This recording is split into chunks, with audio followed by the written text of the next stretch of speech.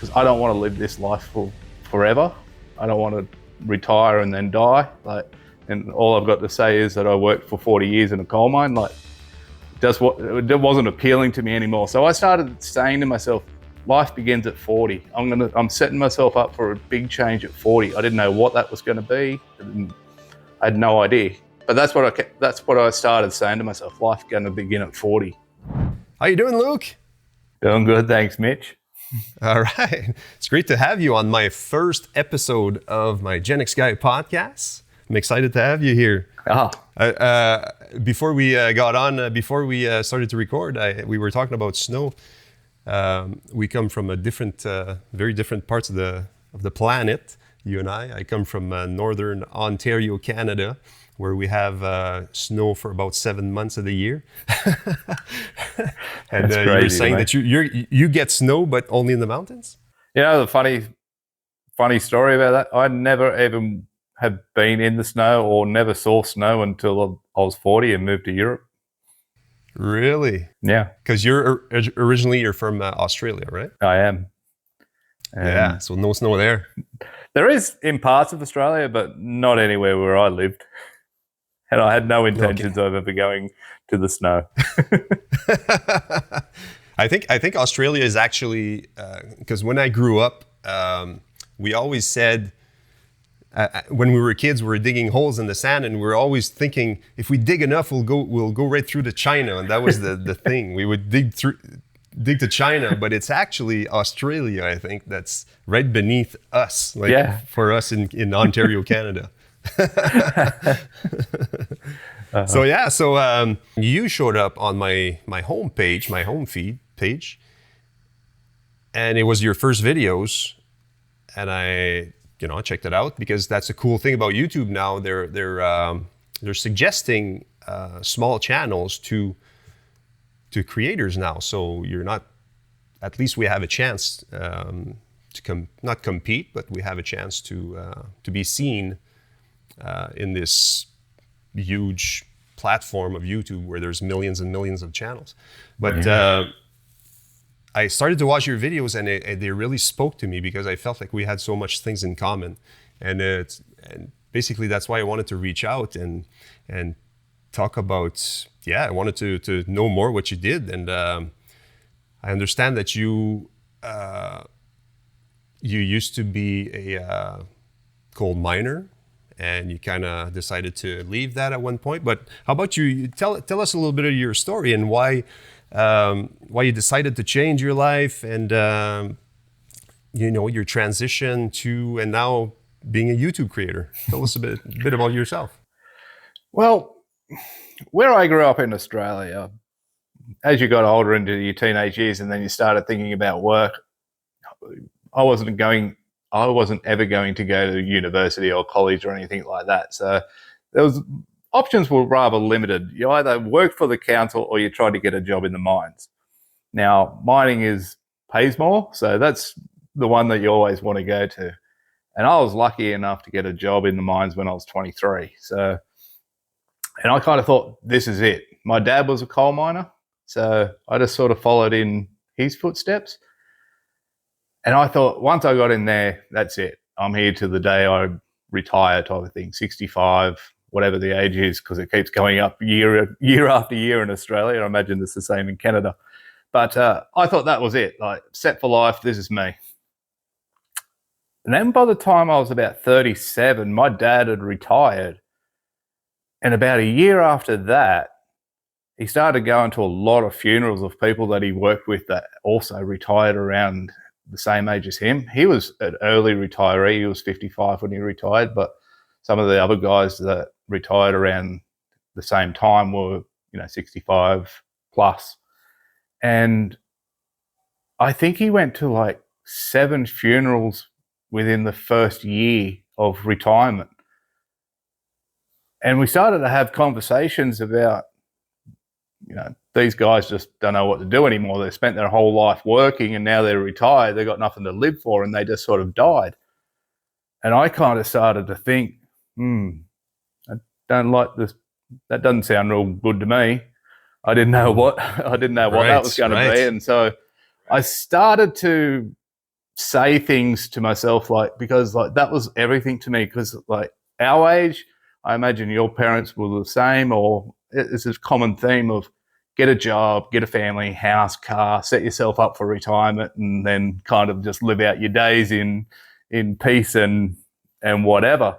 So that's kind of what I always grew up with. But then when I saw people dying that Dad had worked with, I went, yeah, I don't want that. And I wasn't enjoying the mining business anymore. Like, it's a pretty hard life. Sounds easy on the outside.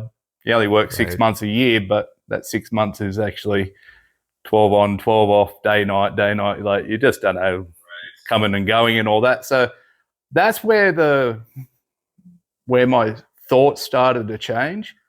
And I started to say, or think to myself, I need to set myself up for something else, because I don't want to live this life for forever.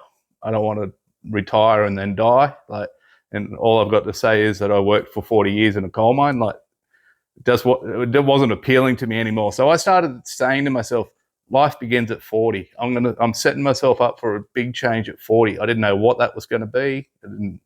I had no idea. But that's what I started saying to myself. Life's going to begin at 40. And as I got closer to 40, nothing really was changing. But pretty well much to the day of turning 40, I met a lovely young lady. I was single, by the way. I was just a working guy, like lived on my own, right, and all that. Then I met a beautiful young lady who is now my wife, and she started asking me questions.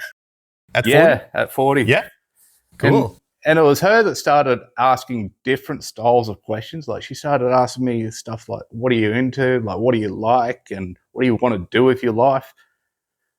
And I didn't really have any answers. All I was pretty well much saying was, yeah, I don't know. I just know I don't want to do this anymore. And eventually the question came, well, why are you doing it if you don't know why you're doing it and you don't even like doing it? And that was the moment that I went, yeah, true. Something needs to change here. And that's how that ball got rolling. And should I go back a little bit further or add a little more detail? She's Romanian.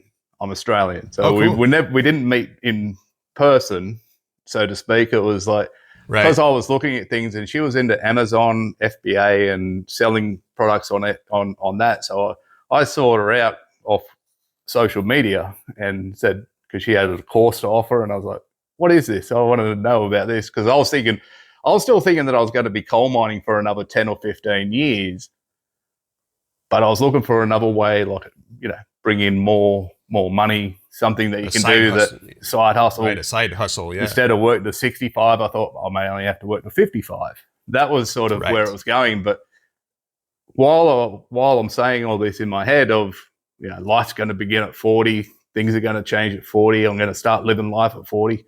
Oh, lo and behold, my birthday is on May 31st, and I met her on July 1st. So 1 month after I turned 40, it actually did change. And 3 months later, met her in Paris. We met up in Paris. 6 months later, I'd quit my job and moved to Europe. You guys met in Paris? Yeah. Kind of. Did you guys meet on the Eiffel Tower or something? No? We did go to the Eiffel Tower, yeah. Yep. At night time, it was windy as hell, cold, because it was October. That's awesome. Yeah. So, but that's how sort of fast it all sort of changed. It felt fast, but when I think back on it, it was like, yeah, I'd sort of been asking for the universe, or however you want to describe it, to do something. Like, I'm going to do something different or make life different at 40. And, a month into 40, and things had changed in a massive way. So then the next question sort of came to, well, what now? And I actually thought about doing YouTube way back then. So that's nearly, it's 5 years ago. And I thought I can do a YouTube channel around me. It's always about me.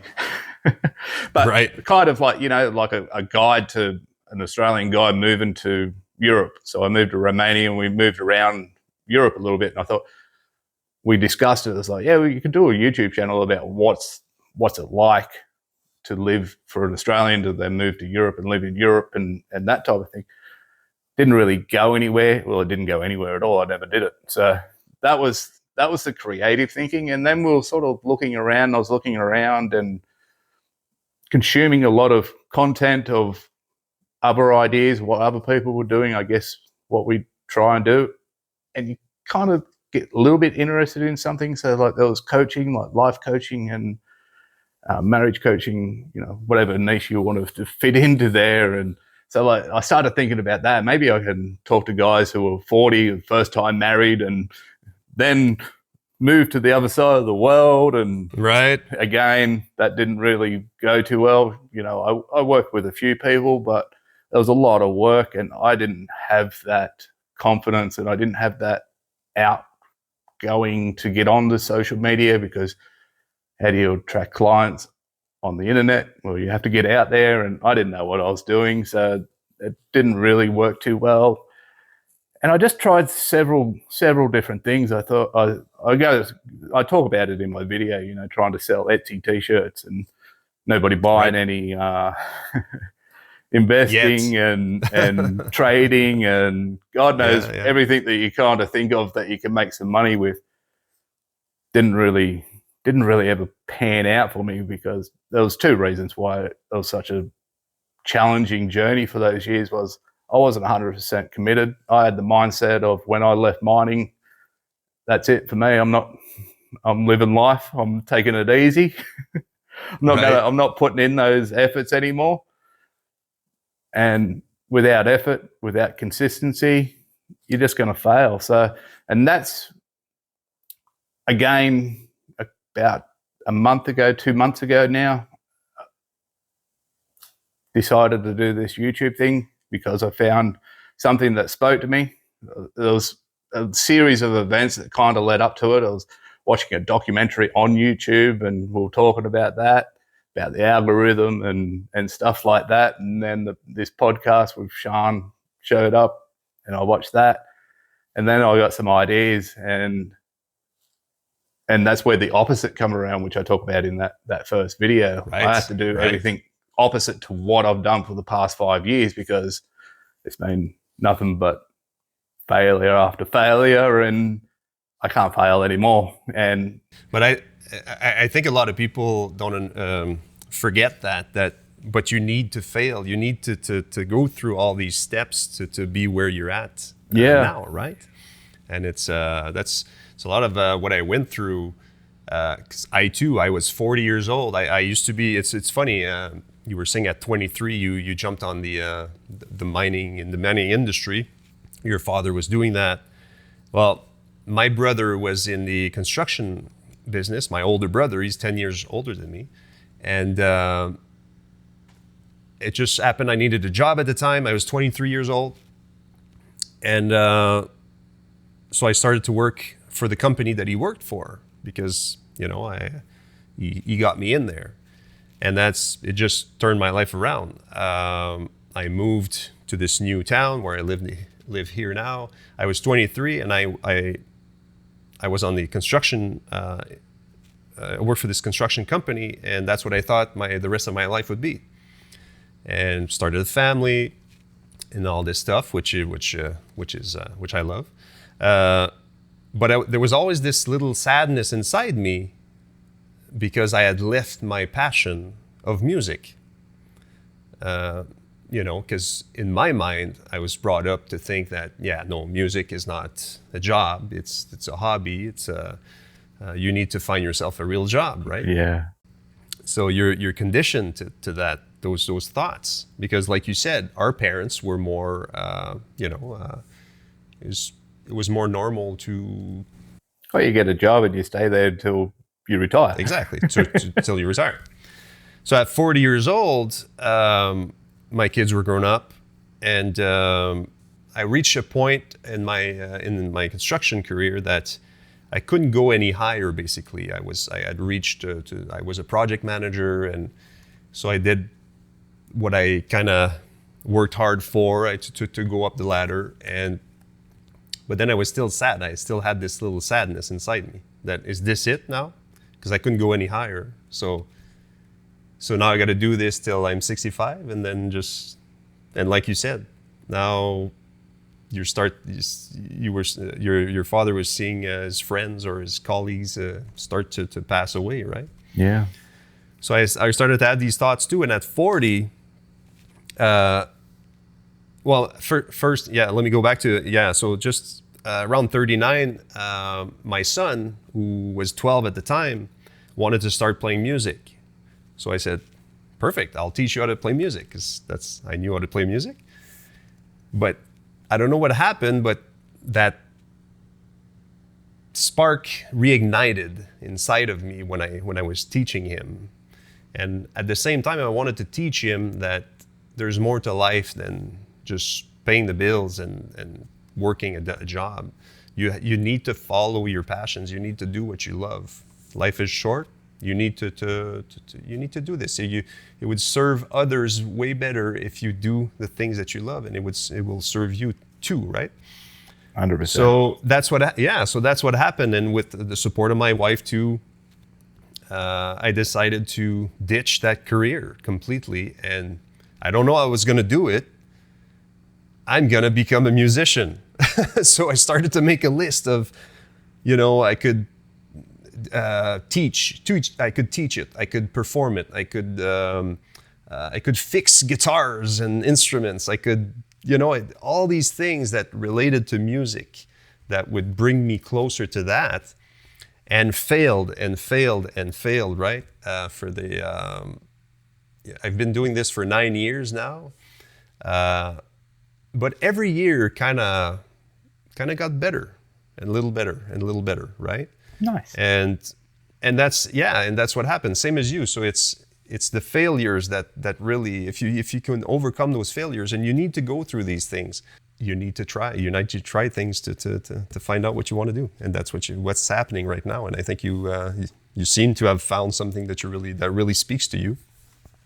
The reason why it speaks to me, and the reason why I'm so into it, is because not only am I helping myself, like that's the main reason, but when I look back over my life, and I go back to when I was a teenager in school, I thought about actually applying myself at school. I didn't do it, but I thought about applying myself in class, and I was actually thinking about going to university and becoming a nurse.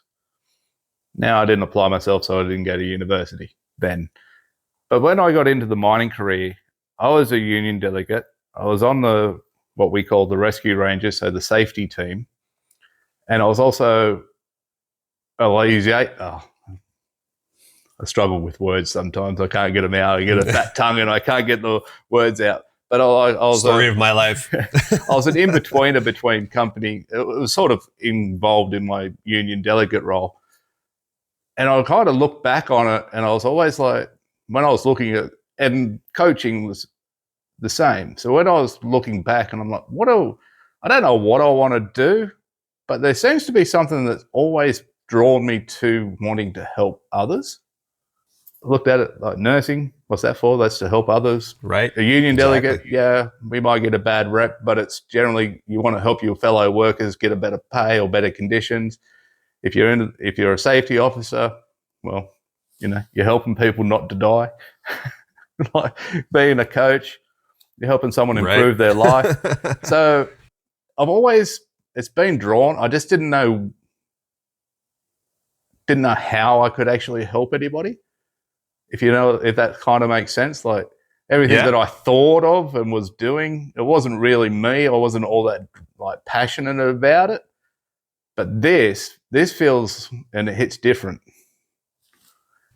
And also probably at the time that you are where you are in your life right now, it's the perfect time to apply this and teach others. So it's probably why it feels so right for you. It does. So yeah, in a way, like I didn't know how to get there, but I feel like I've got to that place where it's my comfort and I can help people, and everything sort of just just fits into a nice little box for me. It just feels, we're going to get into it. It still feels very nerve-wracking to do it, but it feels right.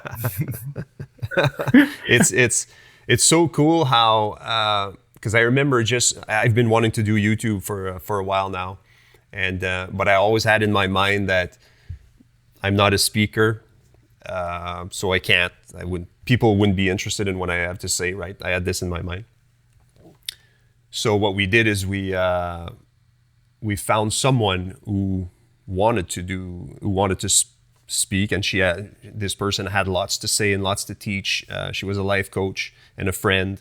So I said, hey, I'm pretty good at editing, and that's what I wanted. I wanted to kind of build a channel. How about you be the talking head, and I'll do the editing? So that's what we're still doing that to this day, because I really thought that I couldn't do this. Couldn't be the front man.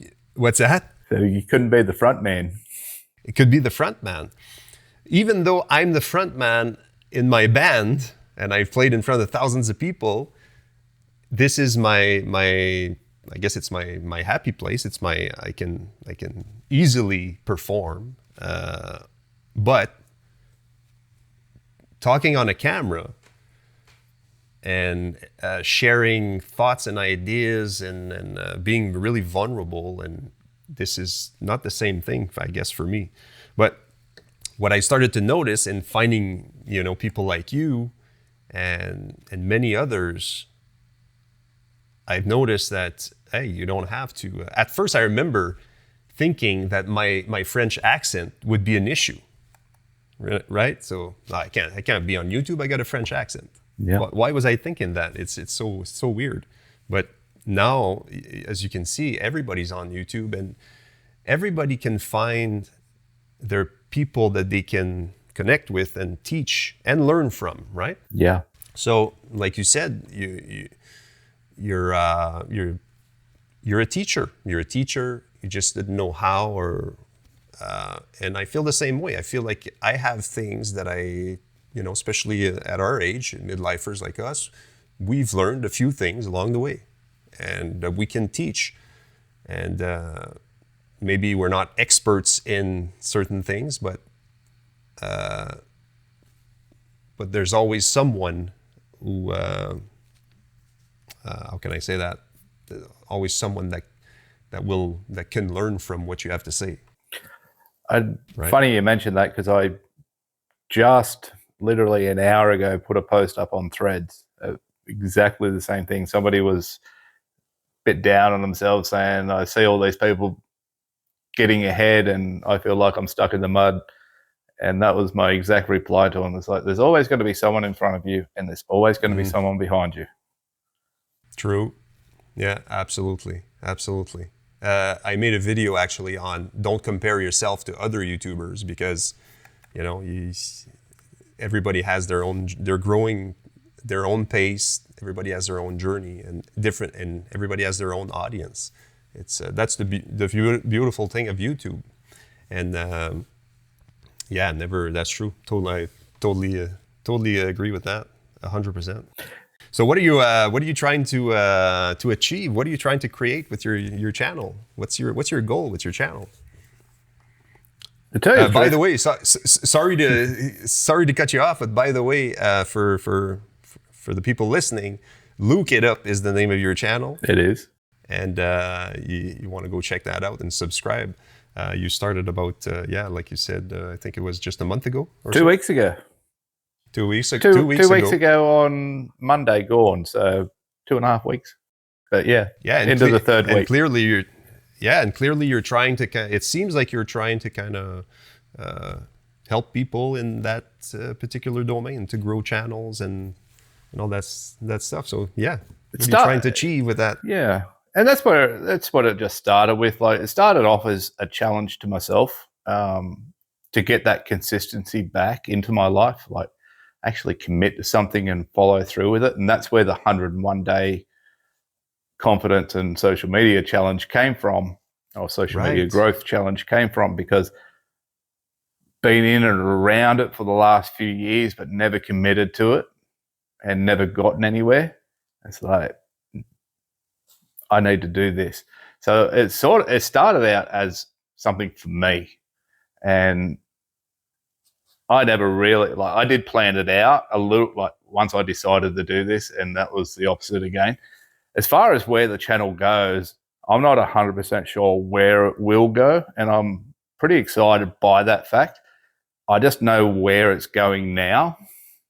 So I kind of have I have the next 3 months idea of, and that's this challenge of growing, being able to communicate a little bit better, bring myself onto camera and having that presence, and not being so worried about what it looks like, what it sounds like, or what I'm saying. It's just really, it is just about building that confidence. And I thought there's no better way to do it than do it live. I know it's a video, but it's doing it live. I'm going through it you're coming along with me. For sure. And it's kind of already morphed into this just because of so much message. There's so many messages that I've gotten, and people are like, yeah, you're doing really good. You're inspiring me. So it's kind of like, all right, you're inspiring me and I'm inspiring you. So I'm going to talk about that even a little bit more, just to see, because some people just need that little push. It's not even a push. It's just it's just someone sharing the journey along with them. Exactly, sense of community and So all I know is where it's going towards the end of this year, and it's still just growth for me. I just want to get better at what I'm doing. I'm going to let the ideas flow. I was watching your video earlier today, actually, where you were talking about the same thing. If you don't know what you're going to talk about, it doesn't matter. Yeah. Right. And that comes from the feedback from my comments from my listeners. Yeah. They're struggling to find what to talk about, and I too struggle the same thing. So I said, oh well, there you go. That's a video. That's a topic. It is. It's a subject that a lot of people relate to. But I love your 101 thing. I hear a lot of 30 days, 90 days, but the 101 was like, okay, that's the first time I hear this one. 101. That's a really ambitious goal, I think. For me, it would be like a 101. That's 101 days, because to me, like, for example, when you're trying to change a habit, let's say, I don't know, stop smoking or whatever, eat better. I feel like the 21 days is always like a good number to start your change becoming a habit. And 90 days is even better.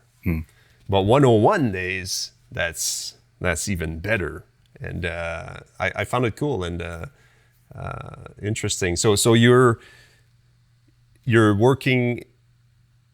Are you posting a video every day for 101 days, or what are you doing exactly? And it was not long form content, so not YouTube. So I post long form twice a week. So there's one comes out on Monday and one comes out on Friday. The rest of the time we are posting shorts and doing all social medias.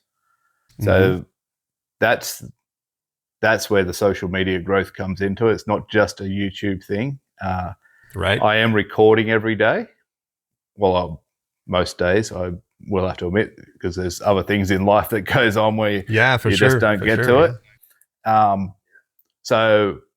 But the release, because it's not just the recording, you're trying to learn editing and you're trying to come up with your new script, your new content, what you're going to do. So, and I feel that it would be impossible to release a long form content every day.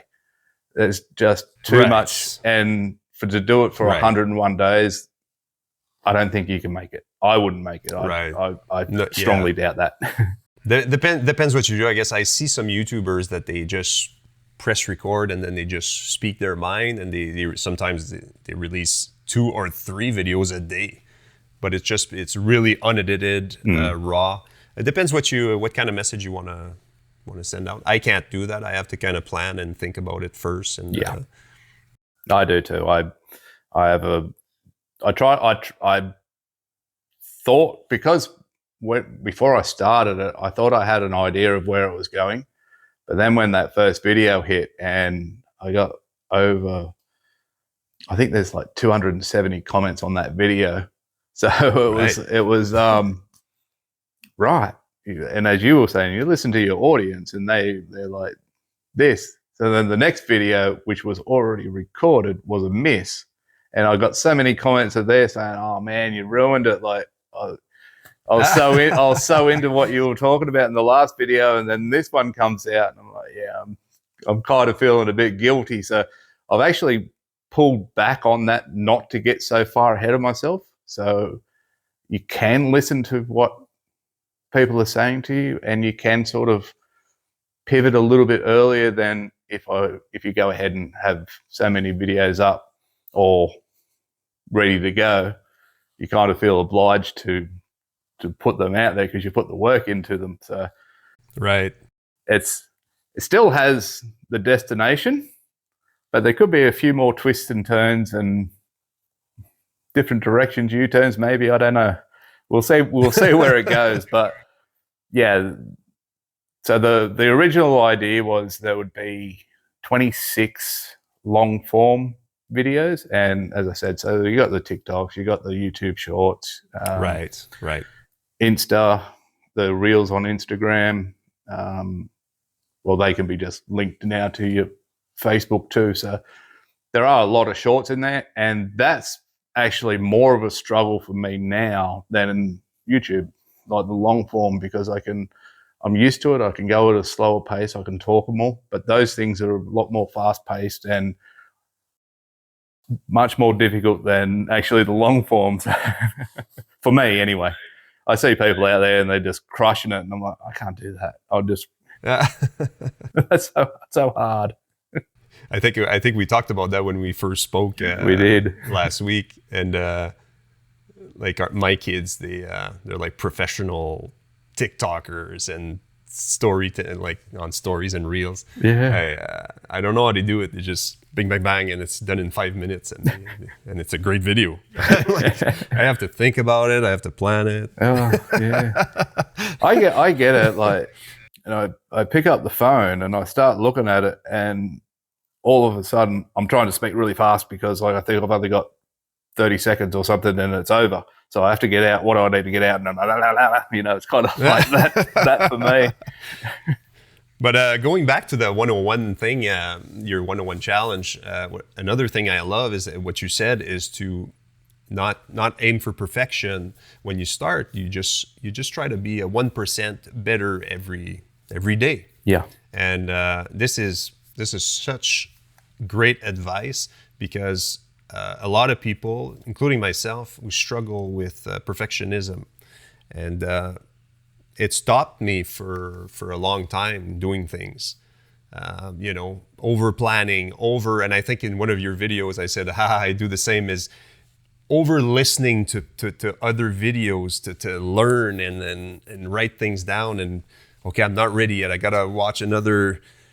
You not pretend, but you feel like you're progressing because you're planning.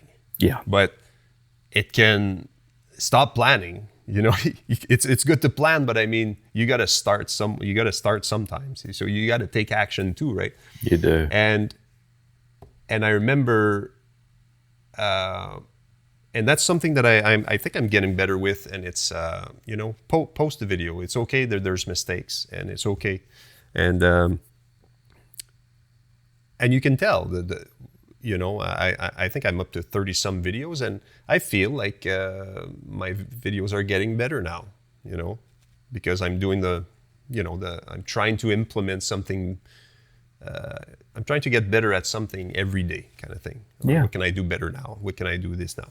So, and that's progress, and it also applies in my music career. It's the same thing, but so many people struggle with perfectionism.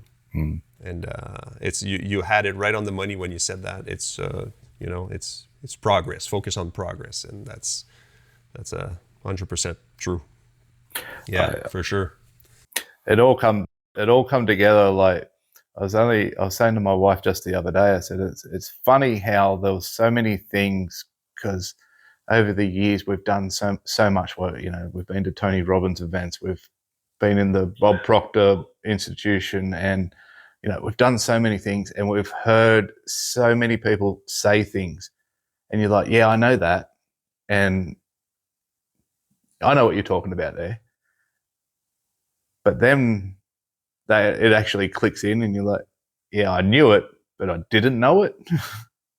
Because you didn't apply it. Yeah, but if you think you're applying it, but then when you actually really look hard, you're like, I was a million miles off.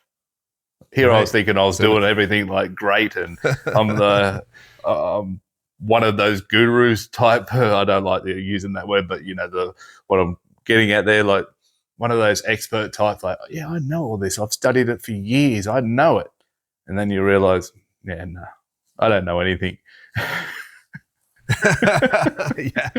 Well, I guess subconsciously you there's a lot of things that you know, I guess, but it's I think the best way is to apply it to and without actually put it in action. You don't know. You only know. Like you're a book smart person, but you're not street smart. Or, you can't put it to action. Action smart. For me, when sometimes I feel like, okay, I know this subject. I've watched like 100 videos on this subject, and I've learned this through years of living or whatever. And then when I get in front of the camera and I don't know what I'm talking about. So I feel like, I thought I knew what I was talking about. So, but I think that's a lot of confidence and start putting it in practice. So it's like as a musician, sometimes I think I know a song because I've heard this song all my life, let's say. So I know the melody, I think I know the lyrics, but when I go to play it by myself, I don't know this song, right? So you have to practice it, and put the time in, so that you can really communicate it clearly. So I guess it's the same thing for making YouTube videos, or the subjects that the things that we learn, the things that we learn, but we think we know until we start applying it and teaching it. But I think we just have to go for it and keep doing it. So I guess that's another important thing. Brings me to think of niching down. I see a lot of people that they post videos on different kinds of subjects and all, and that's okay. They're experimenting.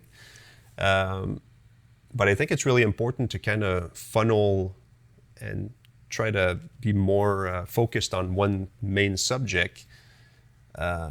For one, it's better for the YouTube algorithm to push your content in front of the right audience, but also that you get to be an expert in this subject. And the only way to do that is to speak about this subject a million times, I think, and just kind of, right? Yeah. So it's okay to not be as good at the beginning, and then to grow to be better.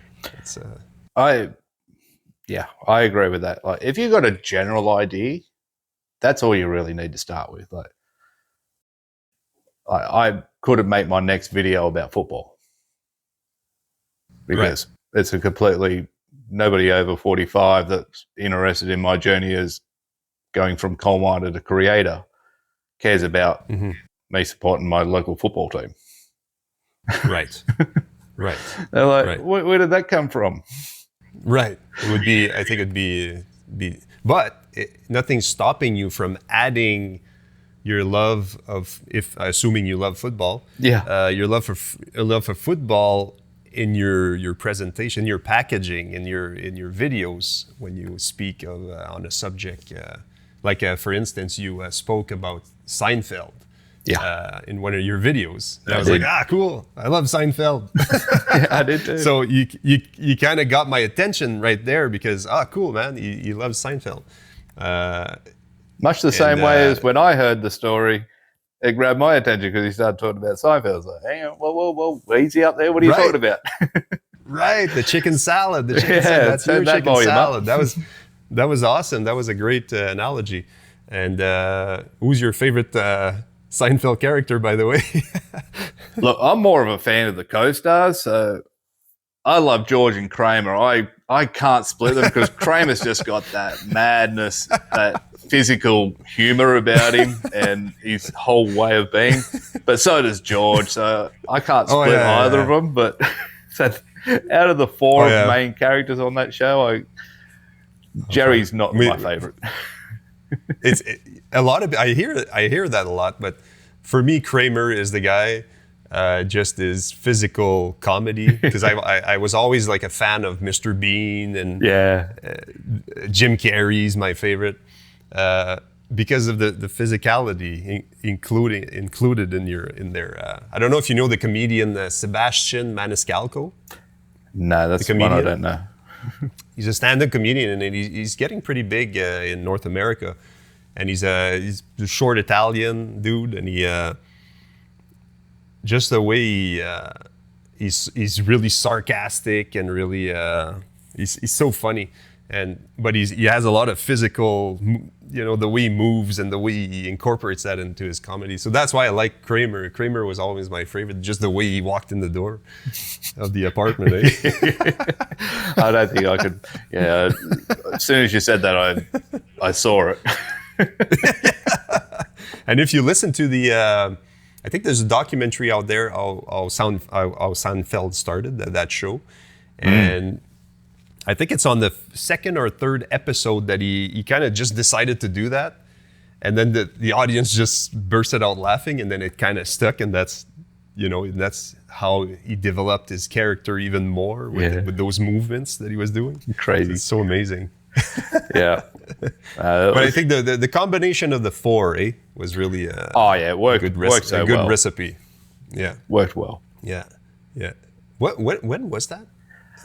I think it was mainly all through the 90s. It was before Friends. Was it? Yeah, before Friends. Yeah, 90s, late 80s. Late 80s and through the 90s. Yeah. Right on. You were in your videos. You were mentioning a secret weapon. The MVP. Tell the lovely folks what the MVP secret weapon is on your channel. Well, it is the Self-Coach Journal, and this came about. It's not my creation, by the way. I didn't create this. I kind of wish that I did. I was just the tester. So my wife she's brilliant. She can do just about anything. She just doesn't particularly like being on camera. She can do it. She can do it better than me, but she's happy to do these type of things. She just loves learning. She loves spirituality and all those type of things. So she was looking for a way, because we tried affirmations and we tried writing long form journals and none of that just worked for us. And so she started thinking about, how can I do something what can I create? What can I make that's short? And it's only going to take a few minutes, because I don't know if you've ever written affirmations, but they take a fair while, because you think you've got to write so many of them. And we were doing 3, 6, and 9. So it was 3 in the morning, 6 in the afternoon, 9 at evening. And they'd be like half a page each. So the next thing you know, you're writing for half an hour. And it felt like a chore. So she started thinking, how can I create something? How can I get these powerful questions in that does the same thing, but only takes your 5 minutes in the morning to do? And most people can afford 5 minutes. So she started creating that. And then I was a guinea pig. She's like, do this. And I'm like, yeah, right. What are you going to do? It's your wife. You got to do it. And so I treated it like that. It was nothing to me. It was just like, yeah, it's pretty good. I like it. It's simple. It takes 5 minutes. Takes another 5 minutes at nighttime. She goes, no, be honest with me. How is it? So, all right. Well, the first couple of times, because I didn't really know what to write, and I'm thinking, oh, I have to do this so good, and what am I grateful for? Well, I'm grateful for, you're trying to think of the big things that you're grateful for. What are your intentions for the day? Oh, well, I'm going to be the best. I'm going to create the best video that I've ever created in my life. But this was all before I started recording videos, but you get the point where I was thinking big, and what should I write that's going to impress nobody but myself, because I'm the only one that's going to see this thing. And so I started to get into it. I started writing it out every day. And it also has a monthly and a yearly goal. And I wrote some stuff down because I was actually thinking I was going to do TikTok, and I wanted to get 10,000 followers, and I wanted to start seeing if I can earn some money off TikTok. As we've talked about, I'm not very good at TikTok, but I wrote those things down. And then along came this, and I started getting into this. And then I went back to that journal, and this is why it became my MVP, and this is why I started really believing in it. I was 3 weeks into it when I changed. And at the end of the month, I went back and I had a look to see what my goals were, how did I go about achieving them.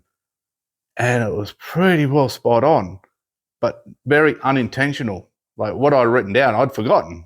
I didn't even know what I wrote down.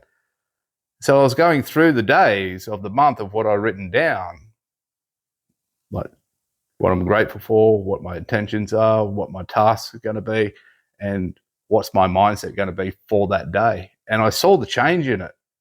And then the funny thing about this thing was I started remembering it through the day that I'd written those things down in the morning. So if I wasn't actually doing what I written down in the morning, I'd start feeling a little bit guilty and okay, that's not what I said I was going to do today. This isn't how, if I started getting angry and frustrated, because one of the things that I write down is have fun. And then I start getting frustrated, and I'll write down, be happy, have fun with this.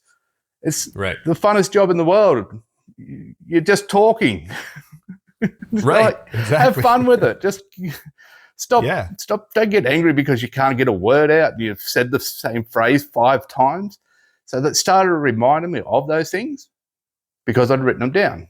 And then when I'd go and do the evening reflection on it, I could actually go, I know that moment. This happened and this happened. How did I feel about it? And that's, to me, that is super valuable because, like I said, if you're like me, I was always, not always because it's been the last few years, but, trying to find that thing, positive thinking and affirmations and manifestation and, get those things that you want. Did this for a month and I can actually see results. Or I did those things for years and failed. This self-coach journal, which I just get to write down, I get to write down whatever I want. Nobody's going to see it. I get to save it. I don't have a cupboard full of books in there because it's digital. Or you can print it out if you wanted to print it out, if you like. Right, sure. Pen on paper. So you're writing things down. Let's say that you've done in your day that you're grateful for, the things that you had a hard time with, kind of thing. So you reflect back to what you did. So in the mornings you set your intentions, you set what you want to accomplish for the day. You say your things that you're grateful for in the morning. Mm-hmm. Then you set it all up for the day. And in the evening, before you go to bed, again, it only takes 5 minutes because there's only 4 questions. Right. Okay. And then you get to. There's also a ranking system, 1 to 5. How close did you get to what you set out this morning? You can lie to yourself, but what's that going to achieve? So, what's the point, right? It keeps me very, very honest, and right. Like I said, I didn't start out that way with it. I was just, wanted it to be looking good. So 5, 5, 5, 5. I was perfect all day. Right. How did this go? What did you? what were the setbacks, or what was something that you found hard to overcome, or what was a setback that there was no setbacks today. The day went along just perfect. But the more I was writing it, the more I started to be honest with myself, and that's when things changed. That's amazing. Yeah, that's amazing. That's a really cool tool. Yeah. So that's why it's my MVP. That's why I like, and I will apologize if anyone goes and watches that video that it's called my 5-minute morning routine. It will not come across as good as what I've just said now, because like that was my second video and I still didn't know what I was doing. So I'm sitting there. It's really good. That's how that video comes across. It's terrible, but I hadn't yet got around to like being natural or coming across as that. Like, right. But yeah, it's one of the things that really excites me. It's like we talked about earlier. The more you're going to be talking about this MVP, this secret weapon of yours, you're going to be communicating this way better every time you communicate it, right? Yeah. So it's the same thing. But yeah, we'll put the link in the description below for everybody to go check out that video and your product again, or that don't check the video. What's that? So don't look at the video. That'll turn you off. Yeah. But that's no, it's actually great. I think you're harder on yourself than what it is, because it's really cool video, and that's why I wanted to talk about it, because I found it's interesting, because I used to do which I need to get back into it more, is in the morning I would just reflect on the things that I was grateful for, for about 10-15 minutes, kind of a meditated state at the same time. Yeah. And then at night in bed, just reflecting on the good things that happened in the day, and I found that it's really important for people to do that now. Sometimes when I get too busy, I kind of stop doing it. And I have to get back into it, because I'm convinced that it helped me achieve a lot of things in my life. Since I put that in practice. I remember, because I'm a big believer in vision boards and all this kind of stuff. My wife and I, so we have our wall in our kind of yoga room kind of thing. And she has her pictures of what she wants to achieve and what she wants to do, and the things she did, and I do the same. And I had this picture. I remember when I started to become a musician, I had a picture of this guy performing in front of an audience, so you could see the whole audience and the big lights, and it was purple and blue, and that was this is my goal. That's what I'm going to do. I'm going to achieve that. And sure enough, I think it was 3 years later or 4 years later, we do this concert. It's in an arena, and it's a big show, and we're rocking out. And then my photographer sends me pictures at the end, after the show. And then there's this one picture that looked like exactly the same as the picture I had in my wall for years, right? Yeah.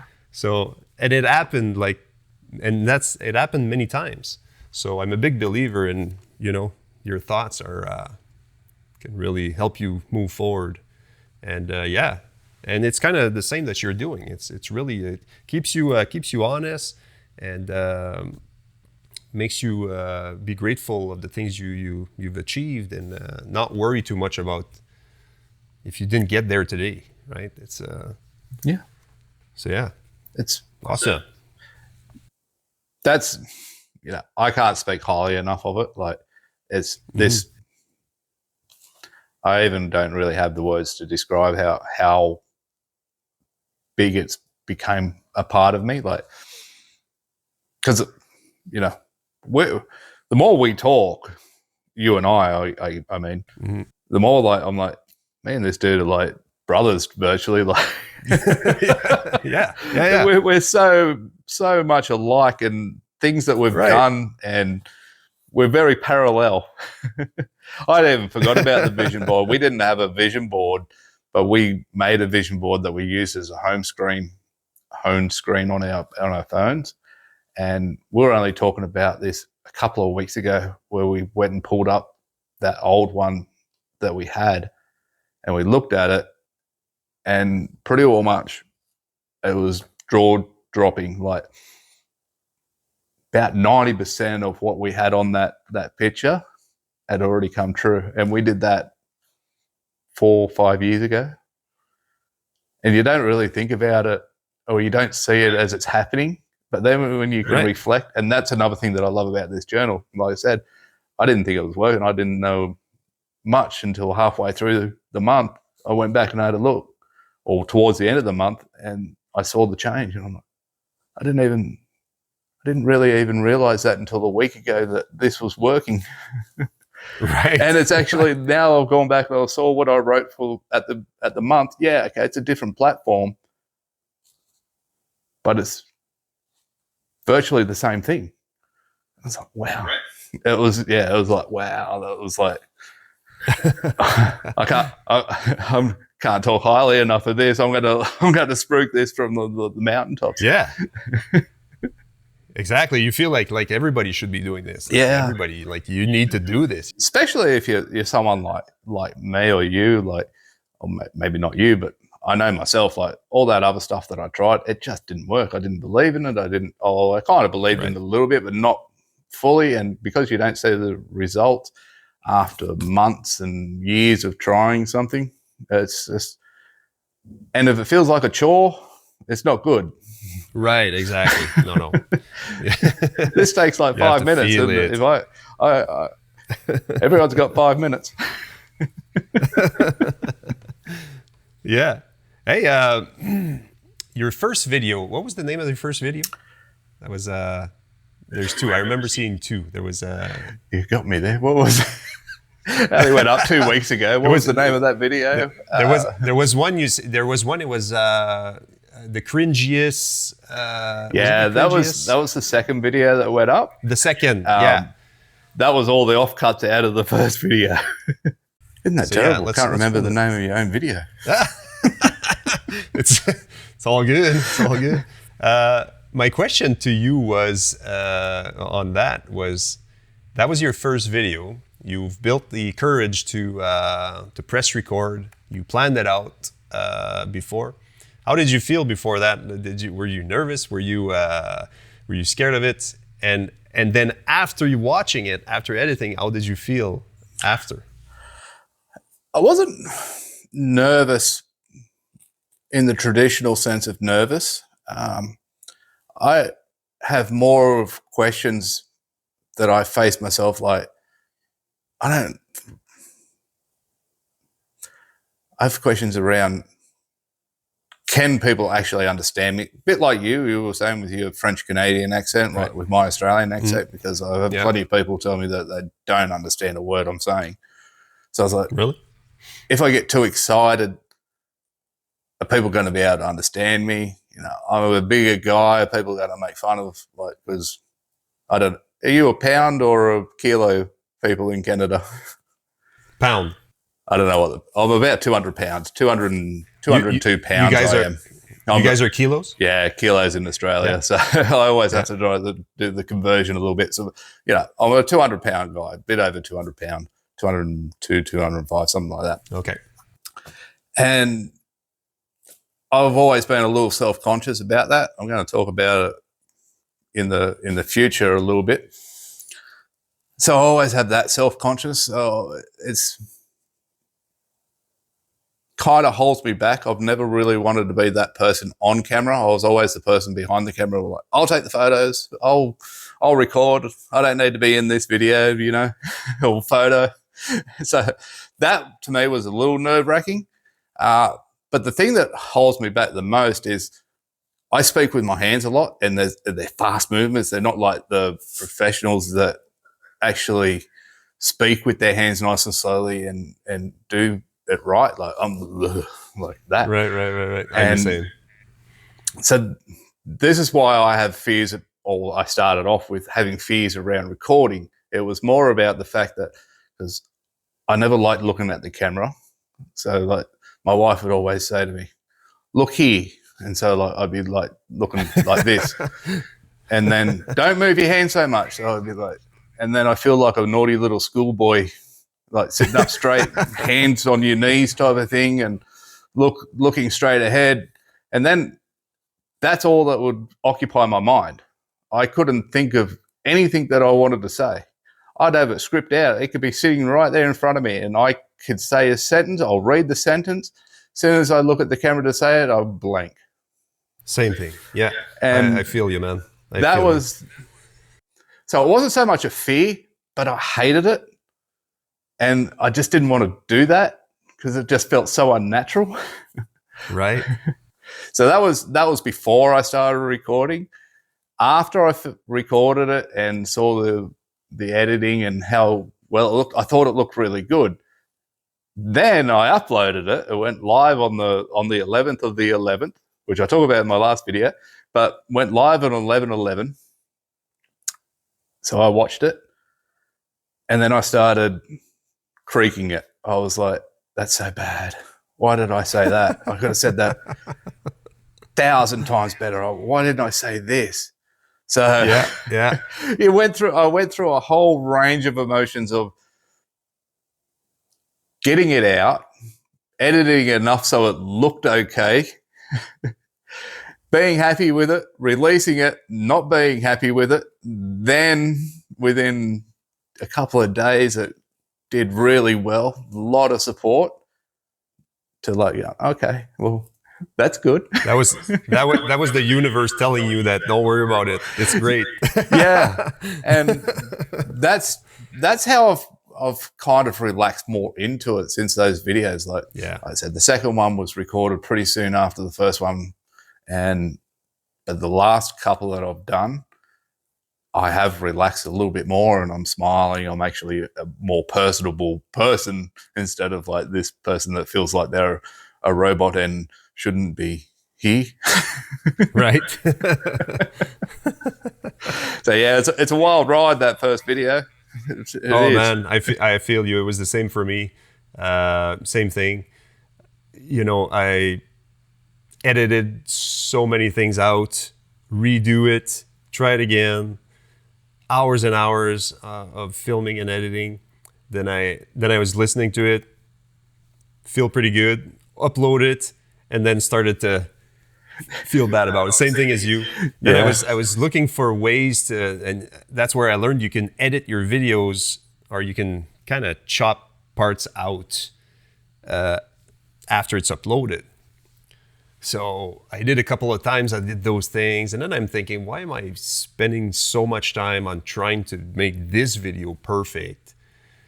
I just need to, apply what I learned to the next one. So I'm getting better at this mindset, but definitely it was, and same thing here, that what I notice is as soon as I stare into the camera, my mind just goes blank, and I'm thinking of all kinds of things. How do I look? People are gonna laugh and all this kind of stuff. So I did a video actually on, I just practiced for 30 days, just speaking to the camera and talking about anything. And then I kind of rewatched everything after. I made a video from it. So, and you can tell there's a huge difference from the beginning to the 30-day. Now I speak to a camera, it's not that bad anymore. I still struggle to say what I want to say, but I'm getting better. So yeah, I was curious how you felt, because I think a lot of new YouTubers feel that way. Yeah, it's the same thing. Yeah, I think just about everybody, unless you're like you, especially our age. Like, I don't like to say our age, but if you're not used to it, if you didn't grow up like kids today, or kids for the last 20 years have grown up with a phone in their hand. Like, exactly. I grew up with doing this to make a call. Yeah. Oh yeah. I didn't do this. I wasn't staring at my phone talking to somebody. Right. You got on. They weren't there, so you got on your bike, tried to go find your friends and your bikes. That's how we grew up. And but I think it's important for us to share our stories, to to encourage others that maybe want to join the YouTube creation community, but are scared and think that they can't. And it's really special to me when somebody comments in my videos that they I've inspired them a little bit to do something or whatever. And you mentioned that earlier as well.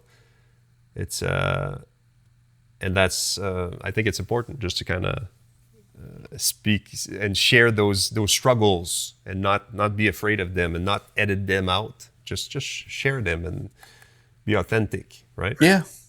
I think that's why your first video went like that, because you were so authentic and you connected with tons of people that feel the same way. Oh, 100%. And I can tell you now, it didn't feel authentic when I was recording it. Really? No, because I didn't feel like myself. I thought that, like I said, I thought I was like very stiff and not being myself. But the words themselves were very authentic, like, because they were my words. I wrote that. That was what I wanted to say. I wanted to, like I said, after watching it, thought I could have said that a lot better, but they were my words. Like, so that's where the authenticity comes into it. Mm-hmm. I didn't feel very authentic doing it. But I think people knew that. They knew that, okay, yes, it feels like you're stiff and secure, but the words were true. Yeah. And people are interested in knowing who the real you is. Like they're curious to see your growth, right? Because they want to feel the same thing. They want to, and that's the thing. And that's a big movement right now, especially for over 40-year-olds. I'm not saying we don't want to speak to the younger generation. Of course, they're welcome. Oh, yeah. But at our age, for me, it's there's a big community of that age or over that are getting, as consumers on YouTube, more and more. It's like my mom, for instance. Now she's 79 years old, and she started to go on YouTube since I started.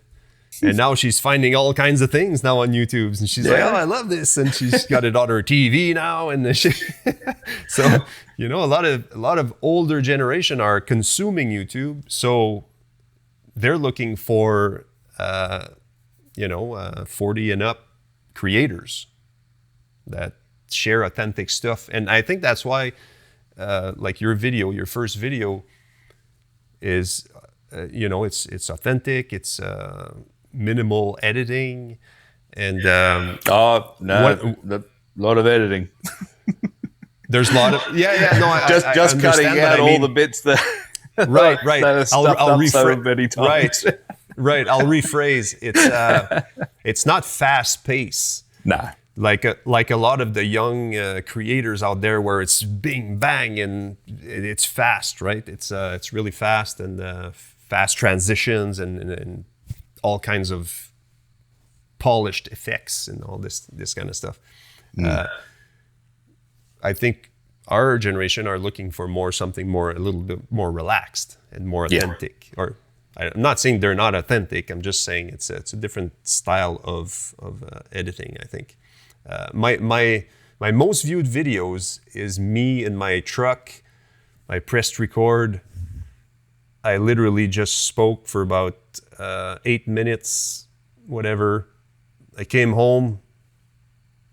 I just cut the beginning where I was pressing record, and I cut the end where I was pressing the button again, and that was the video. I just tried it out. That's the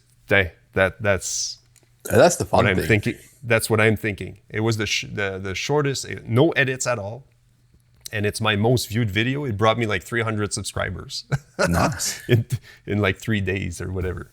So it's funny, right? It's people are looking for that type of content. So that's why we should not feel nervous or scared to not be accepted or laughed at or whatever, right? It's 100%. We compare it's ourselves kind of, to, it's always that thing. It's like standing at the edge of the cliff, or when you're on the roller coaster and it starts creaking up the uphill. That's when you have the most fear. Like when you're standing there thinking about all the things that could go wrong, everything that could hurt you or whatever it may be. But all those fears are there until you do it. And then you get on the other side and you're like, that wasn't so bad. Actually, that was rather enjoyable. I want to do it again. Exactly. When I speak, like yesterday, I filmed my next video that's coming out today. And as I was speaking a sentence what I was trying to say, I felt like, oh, I got to redo this. I got to redo the sentence. I got to redo it. I felt like I had to re-speak it. And when I was watching it, and when I was started to edit, and I'm, okay, why didn't I just, the first one's fine. Why did I try it 10 times after that? The first one was great, was fine. So I think it's while I'm recording, I don't know why, but I feel like it's not coming out right. But when I edit, I realize that it was okay. It was fine. So I'm starting to learn that it's so I guess it's part of the learning how to communicate better for me, anyways. Because my English is not my first language, so I have to think a little more when I speak. I'm way better than I was, but I think it's part of that too. It's just a confidence of you know. Your first take is normally the best one. More often than not, it is. Right, exactly. Yeah, that's cool. On your videos, you spoke a lot about how you scripted.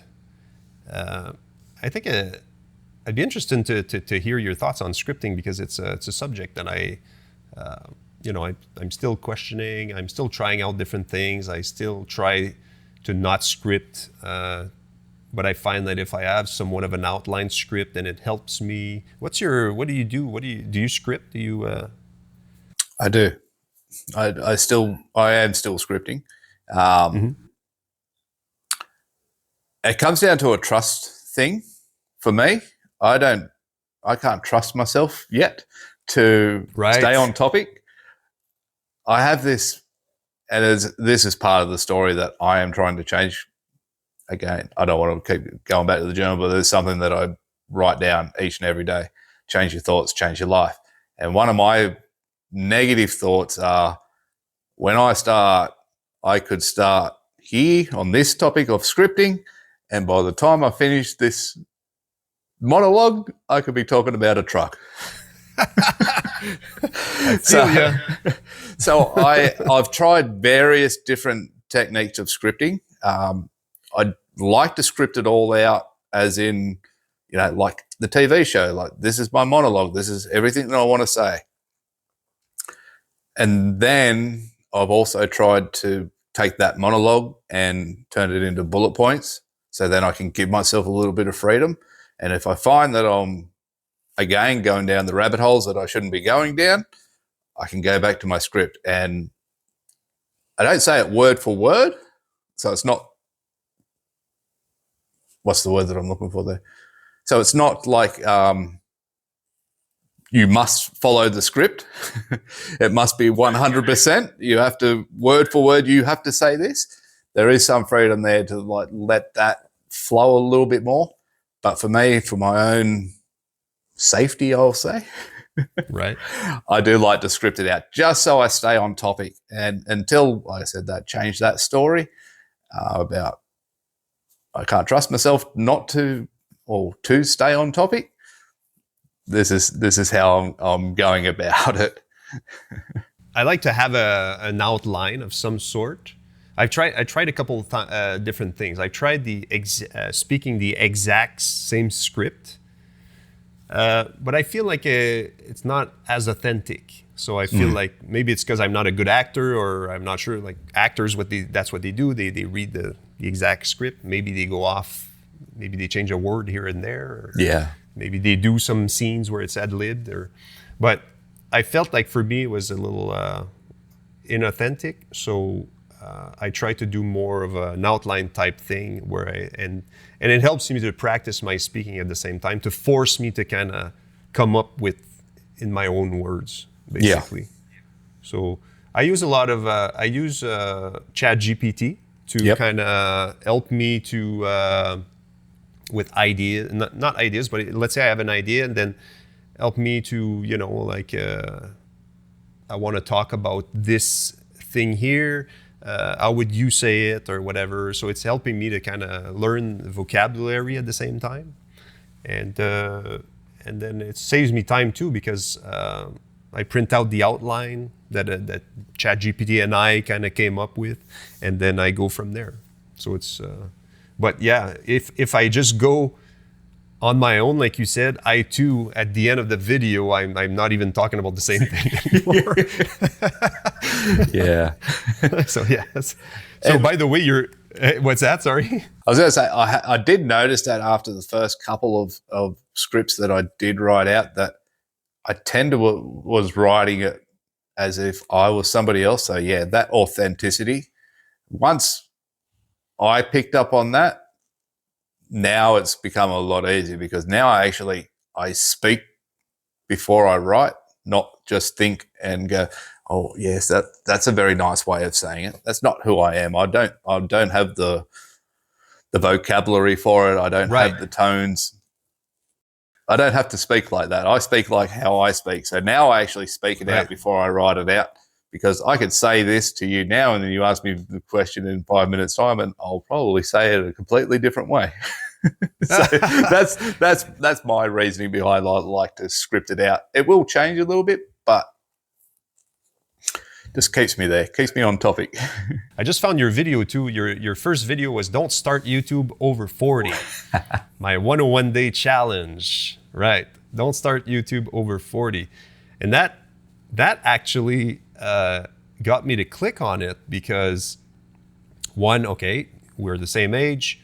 Two, why not start YouTube over 40? Then I was intrigued. What do you mean? Because my first video was, am I too old to start YouTube at over 40 or something like that? And then it's then you see all kinds of video titles on YouTube right now, which is, if you're over 40, start now on YouTube. But yours is don't start YouTube over 40. So I was like, what does he mean? Why? Why not? Why is this person telling me not to start? So that's what made me click on it. And that's a great example on how important the title is in your videos. Title and the thumbnail. Yeah. And some people don't realize it, but you can have the best video ever, but if people don't click on it, they don't see your video. So you have to really nail down your titles and thumbnails. And I learned that if I do the title and the thumbnail before I film the video, that really helps me speak on that video, especially at the beginning, the hook. Yeah. As opposed to filming and then deciding what the title and the thumbnail is. Did you do that title before you filmed the video? Yeah, we did. Yeah, cool. Before any recorded any video, we were very intentional about it. Like, I say we because it's a wifey's involved in it heavily, just as much as I am. But that's the chicken salad. So had to do absolutely everything opposite from the moment that the decision was made that we're going for it. For the viewers that didn't see your video about the chicken salad, you got to explain what the chicken salad is. It's a great story. I just before I explain the scene, as soon as I heard it by Sean, I saw it I remembered it straight away. I'm like, I know that scene. I even said it to my wife. I said, I know that scene. I know exactly who he's talking about. I was playing it out in my mind as he was talking about it. That's how much I knew Seinfeld. But the chicken salad was George coming into the diner where Elaine and Jerry are sitting there having a conversation. He comes in like George would, all downbeat. I'm a failure. Everything in my life has led me to this point. I've got no job. I live with my parents. I'm a complete loser. I'm bald. You know, he had the whole 9 yards going on to why everything was wrong. And the waitress shows up and says, "The usual, George, tuna on toast." Yeah, and then he's like, "No, tuna on toast is what's got me here. I don't want no more tuna on toast. What's the opposite? Chicken salad. I want a chicken salad." And immediately there's a woman across the other side of the diner that looks at him, and he goes up to her and, he doesn't go straight up to her. Jerry says to him, "That woman looked at you. Go up." And he's like, "What does she want to do with a fat, balding, 40, unemployed, lives at home with his parents guy?" And Jerry's like, "You said you were going to be the opposite." Right. So do the opposite. You wouldn't go up and speak to her, but opposite George would. And that's pretty much that whole opening scene. And that's where the chicken salad comes from, because George's usual was the tuna on toast, and he ordered a chicken salad and said, "Everything that's got me here has got me to this point in my life where it's no good. It's because of the tuna salad. I want the opposite, chicken salad." The chicken salad now. I thought the next line was actually the funniest one, which came from Jerry himself, where he said, "Wouldn't the opposite of tuna be salmon?" Yeah. Not chicken. But, see, I remember the whole episode virtually. Yeah. No, it's now when I heard you talking about that in your video, I remember the episode, not the whole episode, but I remember that. Remember the scene anyway. Yeah. But it's such a great analogy, and yeah, it's doing the opposite of what you've been doing, and it can bring good things. Yeah. Because normally you're doing things that you're comfortable with, so doing the opposite is uncomfortable, and our subconscious wants us to be comfortable all the time. It does. It does. Right? Knowing what you know, and if you can recognize it in yourself, that's one of the hardest things ever, is admitting to yourself what you've done is why you're here. Like, right. Your actions have got you here. So if you want to change, you have to change. Like, don't keep doing what you're doing because you know where this is going. It's the hardest thing to do, though, eh? It is. It's to change is I don't know. Like for me, it's really hard to sometimes accept changes, and especially like at this age, for me, transition. Accepting almost 50. Mm-hmm. And for some reason, there's things that are just harder to kind of deal with, or for me, anyways. But it's chicken salad. And that's exactly how I've treated this journey from that moment. Like, it could have been another failure. It could have been not done at all. I could have quit before I even got a first video, because that was something that I could have easily done. That was me. I didn't like doing it, not doing it no more. And I was like that 2-year-old kid, the one where your mum's trying to feed you a spoonful of peas and you're like, "No, not having it." I still have that kid in me. Right. Yeah, me too. Same thing. Dig their heels in. No, not doing it. Yeah, because especially, it's like the saying, you can't teach an old, what's the saying? You can't teach an old can't teach old dog new tricks. Right. And it's in a sense, it's true. It's harder to change at our age. But I like when you speak on your videos about and on your shorts, on all your social platforms, you speak. You talked about Ronald Reagan, how he became the president, and that. Well, we see that often, the presidents becoming presidents later in life, but also. You spoke about Ray Kroc, the founder of McDonald's, which I love that movie. That's one of my favorite movies. Because I was always a McDonald's fan. Yeah. From since I was a little kid. I still am. I love my Big Mac. But when I seen that movie, I never realized that or Kentucky, the Colonel Sanders. I never realized that Colonel Sanders was 65. 65. And then Ray Kroc was in his 60s, I think, 52 when he first came across, when he first showed up at the McDonald Brothers restaurant. Because of doing something he was failing at. Yeah. Right? So he was selling those milkshake machines or something like that? Yeah, milkshake makers. And he wasn't really doing well, right? No. But it brought him to that. Lucky to sell a few here and there, driving across the country, never at home. That was the impression that I got. Like, that was my understanding of Ray's life up until that point. Struggling to sell milkshake makers. Right. Then he just stumbled upon that opportunity, or that he had a vision. He saw something. So it's never too late. The bottom line is it's never too late. Yeah, and that's what I kind of say in that video about that. Like, because I never saw it as that. Like, I never took those lessons. I was like, yeah, okay, yeah, you did something and it worked out for you. Yeah, good on you.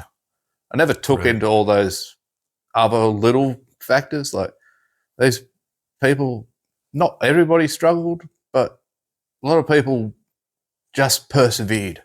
They just kept going. Like, they didn't just go and sit on the porch and say, well, I'm done. I'll collect my Social Security and I'll sit out here and yell at the kids as they ride their push bike past. Like, they just kept going. And that was something that I always missed in those stories. Mm-hmm. Because you don't become successful at 52 or 65, or, as I also talked about, Grandma Moses at nearly 80, 76 she was. Like, Right. I just never saw those from that angle. But now I'm actually, like I said to you earlier, like, so much things that I thought that I knew, I didn't know. But now I'm starting to go, oh, well, yeah, that's because I've been looking at everything from the wrong angle. Right. And we're wiser. Yeah. We're wiser now. And it's just clicking. Now everything's kind of making sense, and like, do I care that I'm 45 and it's now just clicking? Hell no. I'm fucking glad that it's happening. Sorry for swearing, but I'm happy that it's now happening. I'd rather it happen now than if I was 75. I'm also glad that it didn't happen 10 years ago. Yeah, exactly. We can't forget that we're in our 40s.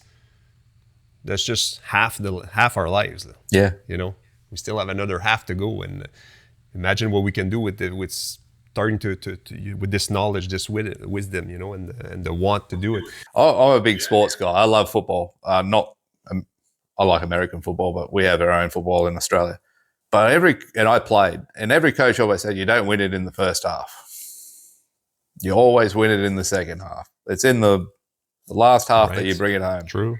So for us, we're just at the halfway mark, so we're bringing it home now. Like, yeah, true. Either we're in front of the scoreboard, or we might be just behind a little bit. But this is where we switch it around and bring it home, and that's sort of how my philosophy is from now on. Oh, that's super cool, man. So, Luke, it's been a blast, man. For everybody that's listening, go check out Luke. Luke It Up is the channel name. It is. It's not that hard to find. If you wanted to see me on any other platform, it's the same name. Kept it very simple. Everywhere. And go check out his stuff. He's got a lot of cool wisdom to share. And it was really a pleasure to meet you and to speak with you now more openly, and to get to know the Luke.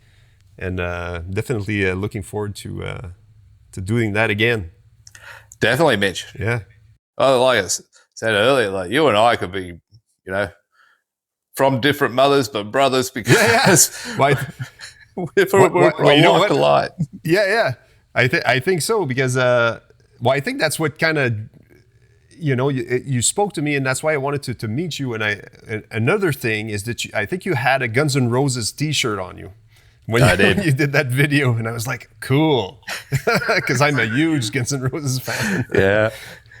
So you've seen that was them one of my regrets when Guns was big. I was only like 10 when they come to Australia the first time. So my parents wouldn't let me go because didn't actually live in Sydney. I lived in Newcastle, which is a couple of hours north of Sydney.